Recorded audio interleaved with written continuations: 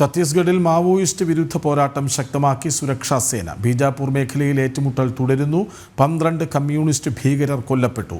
വിവിധ മേഖലകളിൽ സംയുക്ത പരിശോധന തുടരുകയാണെന്നും ഉന്നത ഉദ്യോഗസ്ഥർ അറിയിച്ചു. ഛത്തീസ്ഗഡിൽ തെക്കൻ ബീജാപൂർ വനമേഖലയിൽ ഇന്നലെ രാവിലെ മുതൽ ആരംഭിച്ച ഏറ്റുമുട്ടൽ തുടരുകയാണ്. ഇതുവരെ 12 കമ്മ്യൂണിസ്റ്റ് ഭീകരരുടെ മൃതദേഹം കണ്ടെടുത്തു.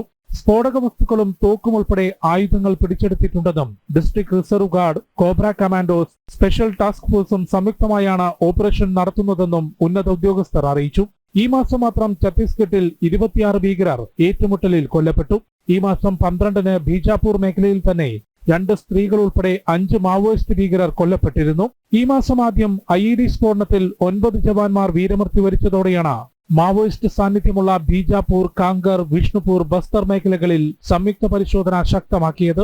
ആയുധം വെച്ച് കീഴടങ്ങുന്നവർക്ക് പുനരധിവാസത്തിന് അവസരമുണ്ടാകുമെന്നും അതല്ലെങ്കിൽ കർശന നിയമ നടപടി നേരിടേണ്ടി വരുമെന്നും മുന്നറിയിപ്പ് നൽകിക്കൊണ്ടാണ് സുരക്ഷാ സേനയുടെ നടപടി. ജനം, ഡൽഹി.